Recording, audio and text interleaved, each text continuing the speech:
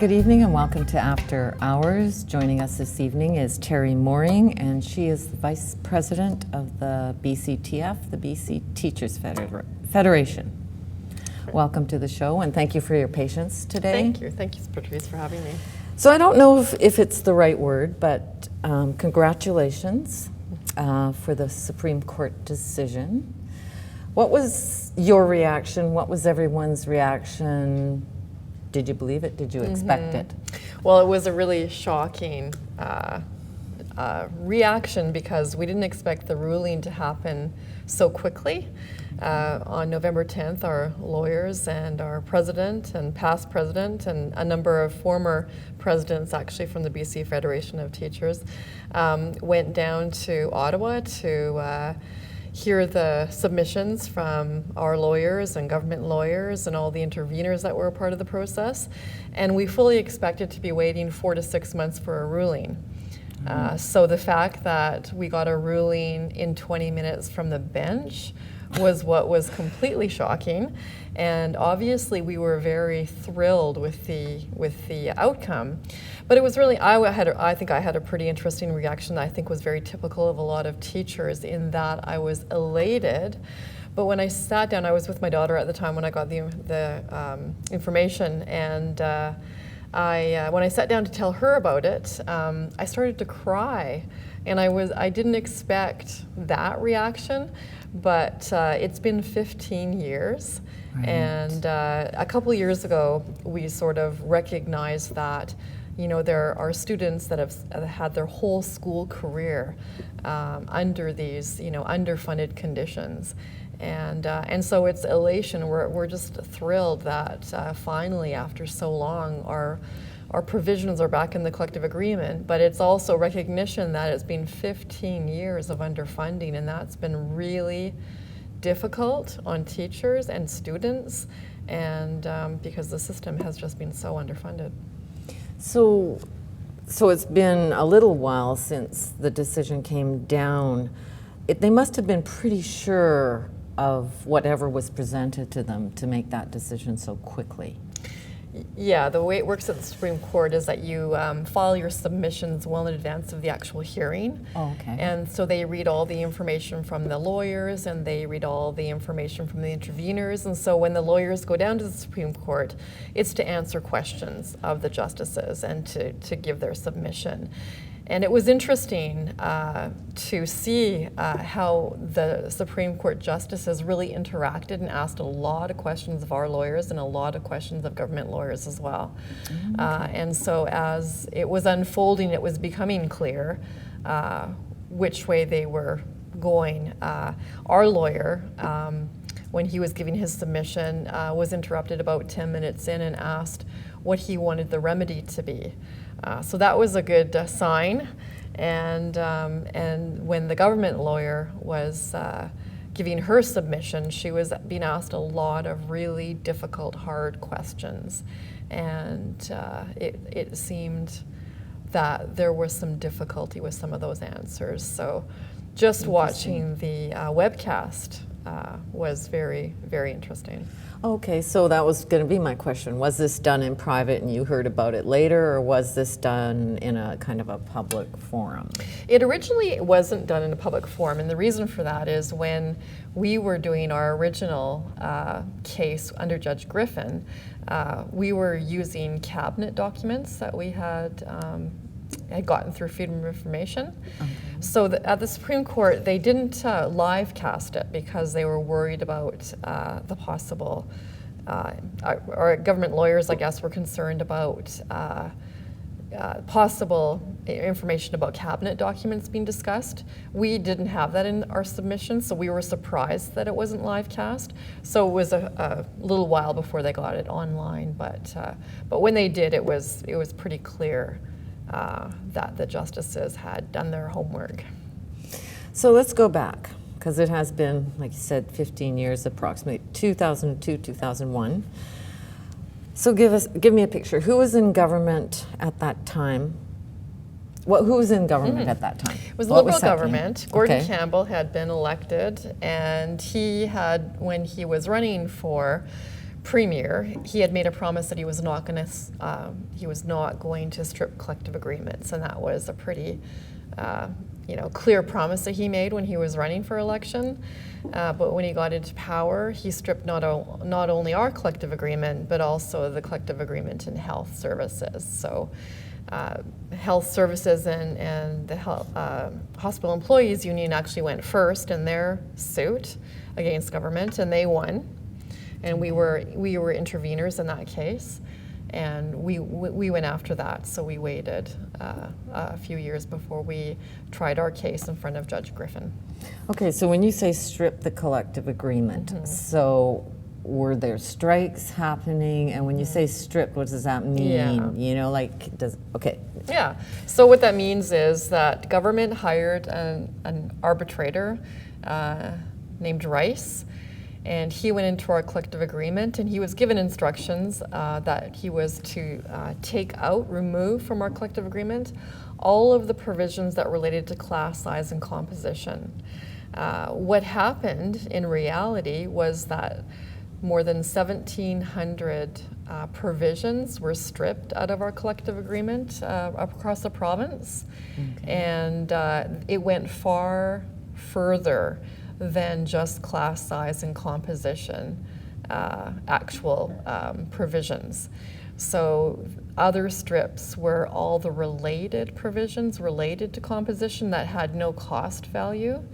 Such as, give us an example. I can give you a really good example. I was a teacher in Quesnel during this time, and we had a school-based team process where there were representatives from the school, so a primary teacher,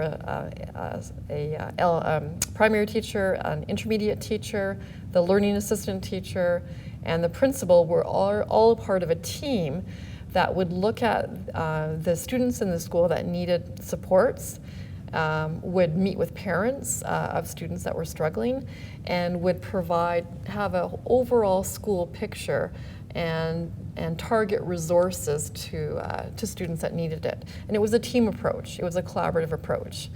Right. What kind of supports are we looking at? Is it just in terms of education special needs, or would it be other supports that they might need? It would be anything a student might need. So it might be supports that were provided within the school from the resource teacher, from the learning assistance teacher, from the counselor, but it also could have been outside services as well that were coordinated through the team.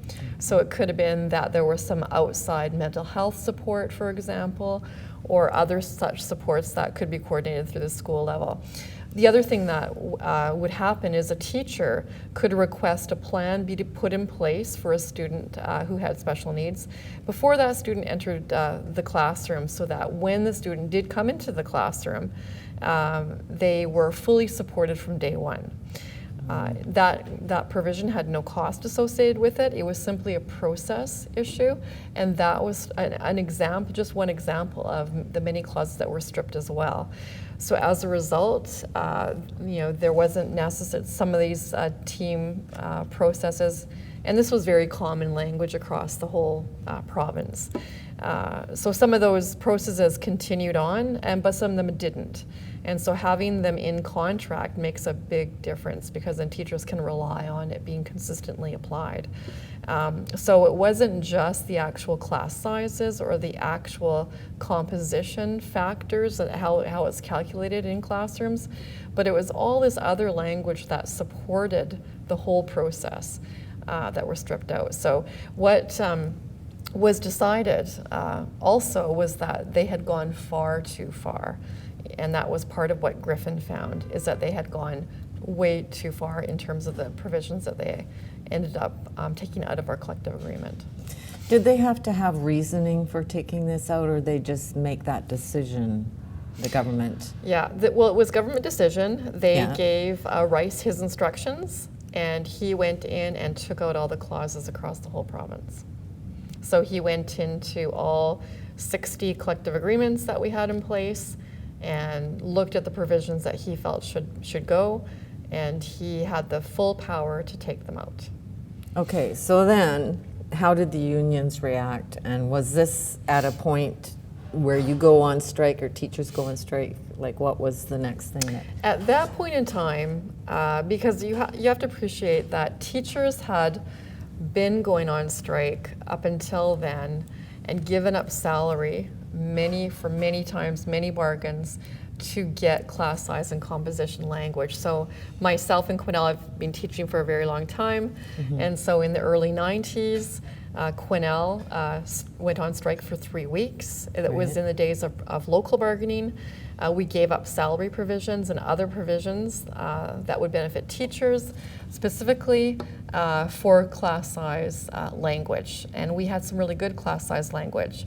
So after the strips in 2002, what we decided to do, we had a day of protest where we did protest these strips, but then what we did is decide to go through the court process and see if we could get our rights back through the court process, because all along we felt that it was unjust, it was unjustified, and it was against our constitutional rights. We had fairly bargained these provisions, and we felt that it was a violation of our rights through the charter, and we decided to go to court to regain those rights back. Yeah, because I think and maybe I'm totally wrong, but I think a general feeling is that these agreements, and when this all started, people can probably remember all this stuff from way back then, is that it's about teachers' wages and benefits and not about education and the students, and you know what I mean? And to hear that was what was stripped out of it. So at that point, like, what was the state of education? Once these are stripped out, what, all of a sudden they don't exist? Or so what happened over the last 15 years, and it was a bit of a gradual process, but not, unfortunately not gradual enough, but what happened is the stripping of the collective agreement, taking these provisions out that protected classroom conditions, allowed the provincial government to take $300 million out of the system every year for 15 years. And so what that resulted in is 3,500 specialist teachers being taken out of the system, so those jobs were all lost. Classroom positions were lost as class sizes increased. And it's resulted in where we are right now. And where we are right now is a student in British Columbia is funded more than $1,000 less than students across the country. So we're underfunded in BC relative to other places in the country, and that underfunding has been happening for all these years, and it's really gutted the system, and it's been particularly difficult for students that have any kind of learning need, and especially if they're from families who aren't. Who don't have the money to maybe get that outside of, you know what I mean? Well, and our position is that we pay taxes for our public education system, and all those services should be provided within the system, and they used to be. And yes, we are seeing that you know, with those services being taken away, we are seeing that we're not able to meet the needs of students as we used to do. And so, you know, to think that parents would be in the position to have to somehow pay for tutors or pay for additional supports outside of the public education system is just wrong. And it sets up a two-tier system where, you know, some parents can afford to give their students extra support and some parents can't. And that's just wrong, because education is supposed to be a service that we provide to all citizens. Well, and I thought it was a priority. And it should be. It certainly, and that's what's been really clear, is that there's been some concern after our win too, that will taxes go up to pay for this? And the money's there. And so, you know, we know that this government has more than a $2 billion surplus right now. Partly, that's being facilitated by all the money, all the millions of dollars coming out of the public education system. And they haven't made education a priority. So the money's there, It just hasn't been a priority of this government, even though Christy Clark ran last time on a platform of Families First. We haven't seen that being translated into support for public education. Okay, so so the BCTF, the BC Teachers Federation, you make a decision to go to court. How does that work? Like, does your membership decide this? Do you take, does the executive sort of make this decision for teachers? Talk a bit about that. Yeah, no, teachers made the decision, so our governance body made the decision. Teachers are very committed to this decision. We spent a lot of money on this decision. We have our lawyer, Diane McDonald, who has done a phenomenal job on this case. We've had to hire outside lawyers as well to support us along the way, and we spent the last 15 years in court. We've been into court 4 times now with this government. We won twice in BC court under Judge Griffin. We won the first time around, and that decision was not appealed by government, but then they refused to put our provisions back in our collective agreement. We had to go to court a second time. As a result, we won again.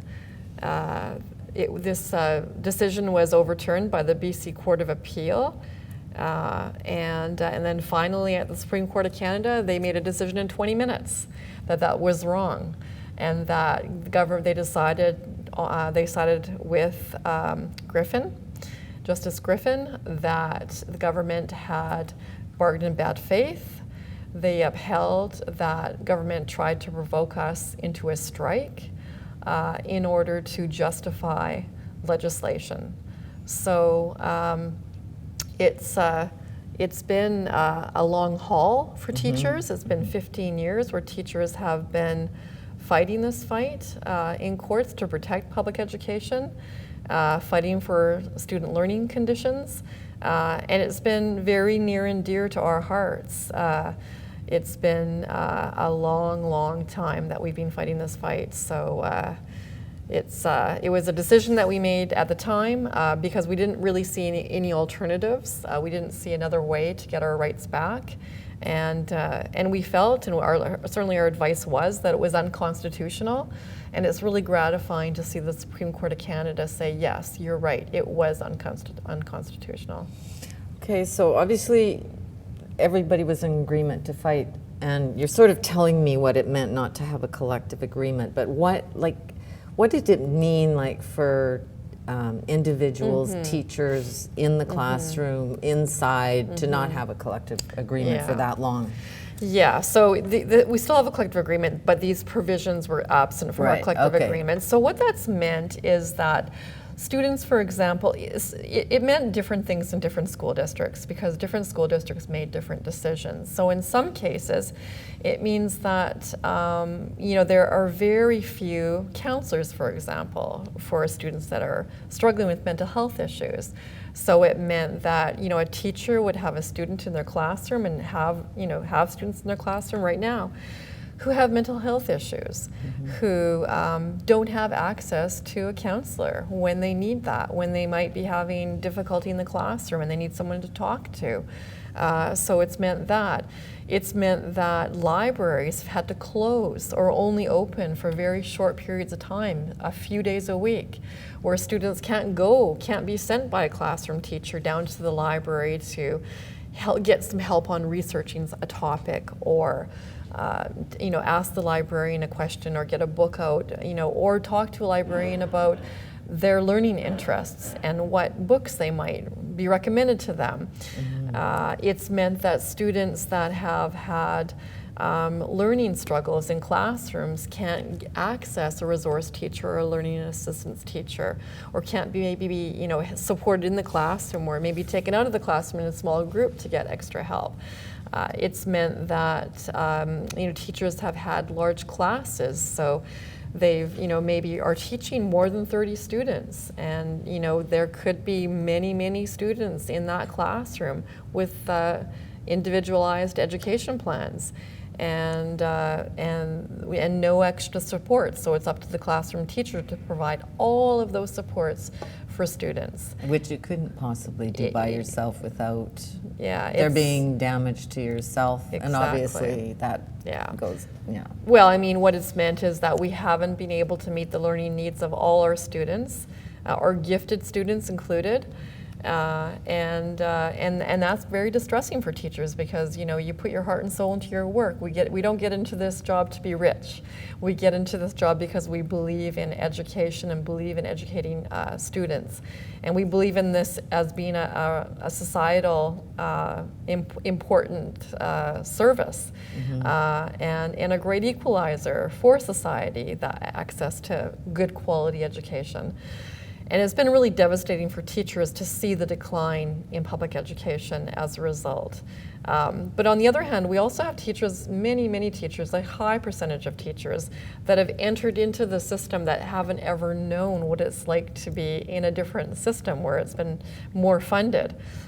So we're in the process also of educating our teachers that haven't been around for 15 years. We have a lot of teachers that have started, you know, within the last 15 years, started their teaching career. And they're just learning now of the possibilities of what could have been if our contracts had been in place the whole time. So does the Federation cover all teachers or all teachers' members? How does that work? Yeah, so we represent all public education teachers in the K-12 system. And we have 60 different locals.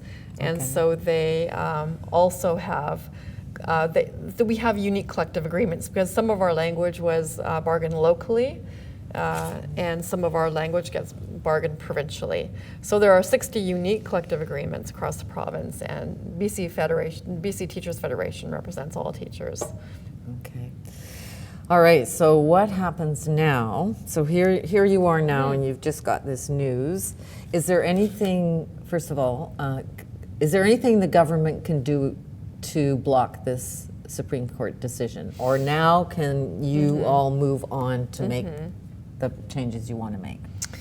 So the Supreme Court of Canada is the end of the road. There is no appeal after that. And both parties went into this, we went into this, government went into this knowing that this decision would be final, which has been a blessing because it's been a long haul, as I said.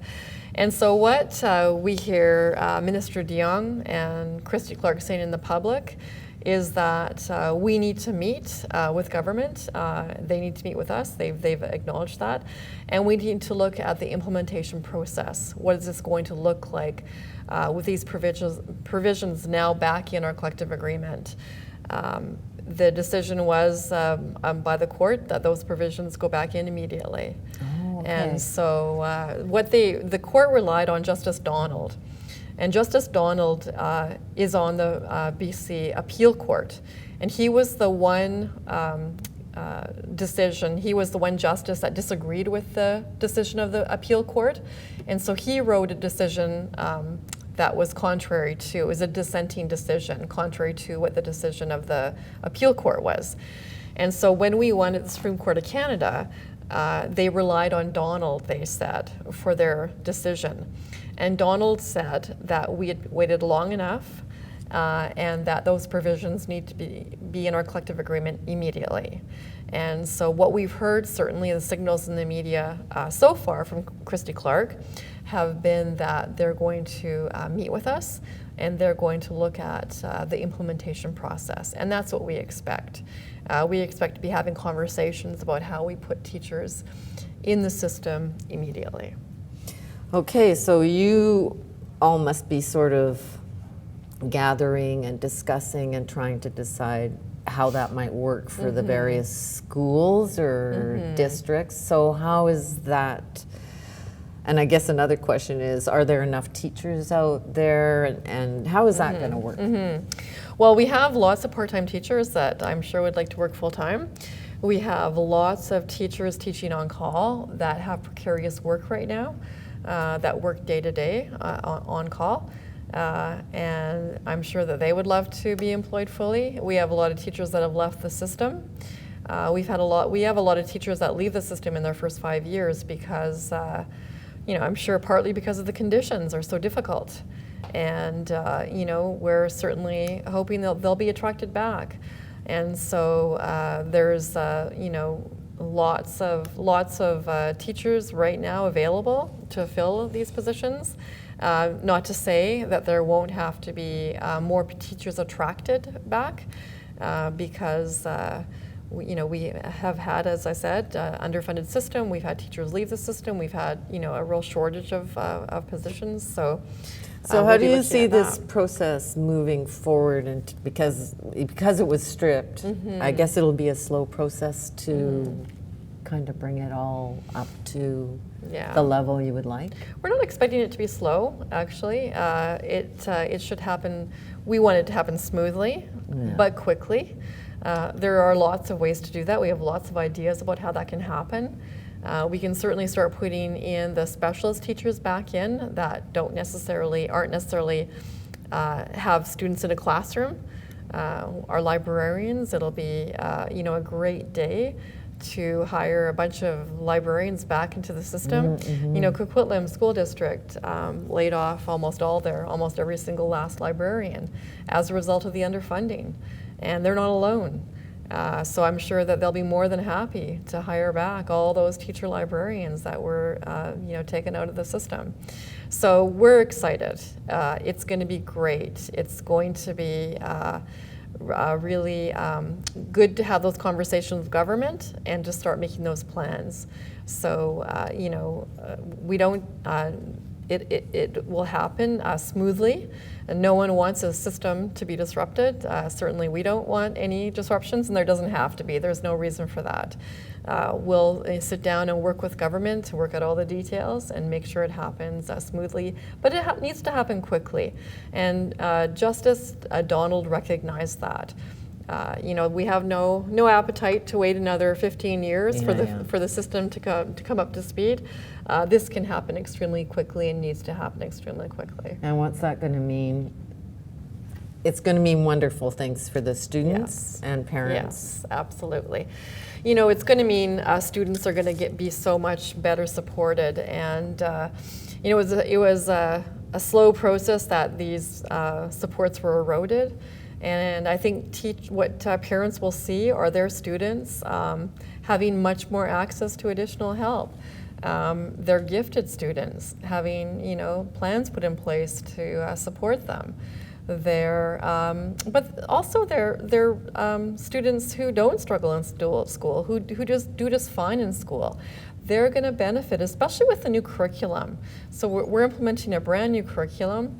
Now parents are going to see that curriculum implemented in reasonable classes that aren't overcrowded, aren't overloaded, aren't oversized, because under this current regime of this government, they can put especially in secondary schools, they can put as many kids in classes as they want.